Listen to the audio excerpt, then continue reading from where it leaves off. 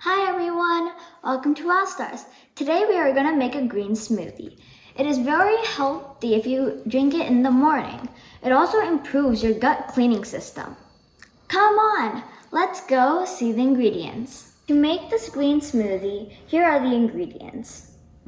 1 cup of kale leaf, 1 avocado, 1 banana, coconut water, 1 spoon of chia seeds, 1 spoon of flax seeds. To add more sweetness, you can add few dates.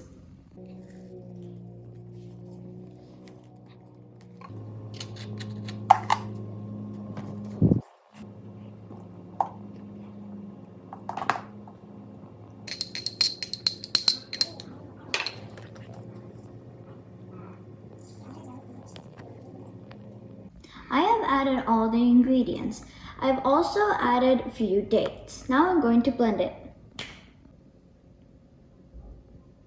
Our smoothie is ready. It looks so delicious. I'm gonna taste it. It tastes so good. Well, I'm gonna eat it before my sister comes and steals it away. Oh yeah, see you all next time. Bye!